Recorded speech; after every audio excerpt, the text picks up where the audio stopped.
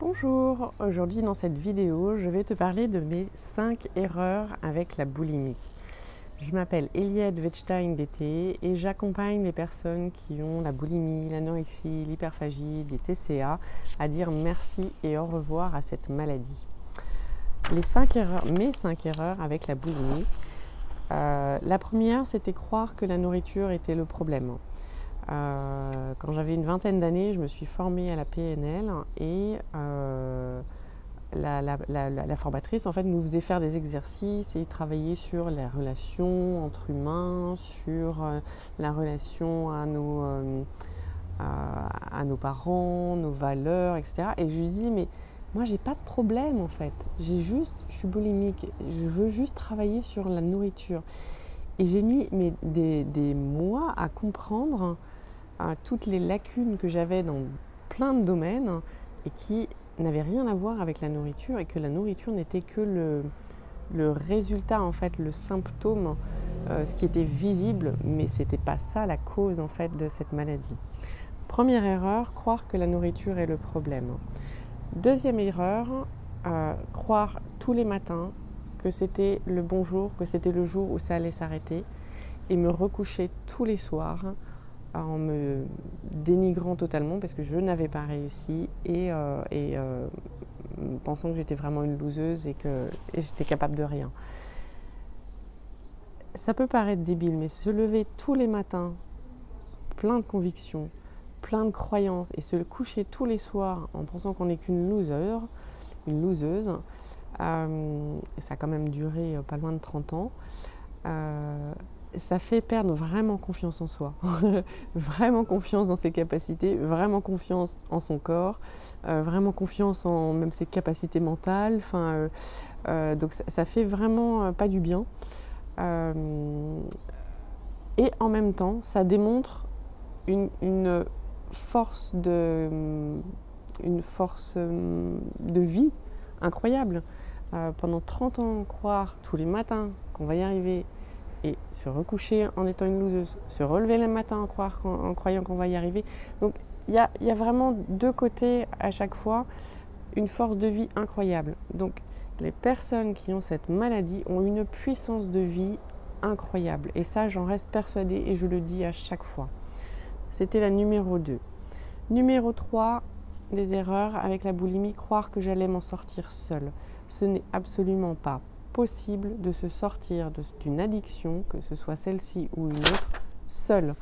Pourquoi ? Parce que vous vivez dans votre monde, avec votre carte du monde, chacun a la sienne, sauf que la vôtre, elle est imprégnée en fait de cette maladie. Vous vivez ça depuis des mois, des années, des dizaines d'années.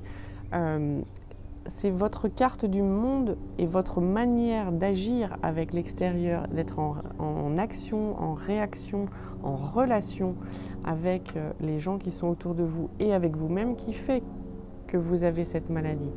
Donc, il est impossible de penser que vous allez pouvoir vous en sortir seul.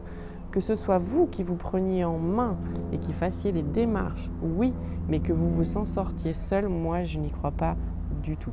C'est peut-être arrivé à certains, je n'en connais pas. Et si c'est vous la première, eh bien écoutez, tant mieux, je suis vraiment heureuse pour vous. Quatrième erreur avec la boulimie, c'est me cacher et ne pas en parler, ne pas parler à qui que ce soit de ce que je vivais franchement.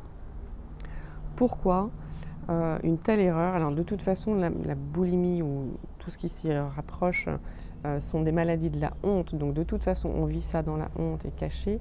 Mais la grande erreur, c'est de ne pas en parler parce que du coup, l'extérieur ne comprend absolument pas ce que vous vivez. En même temps, c'est très compliqué de mettre des mots dessus puisque justement, c'est votre grande honte de vivre ça. Mais c'est vraiment l'erreur que j'ai commise de n'en pas parler et de le maintenir caché en fait. Je pense que mes enfants, je leur ai annoncé, ils avaient... c'était il y a 6 ans, enfin c'était en 2016, donc oui c'est ça, ouais, ça fait 5 ans, donc mes aînés avaient déjà 15 ans, 14 ans, et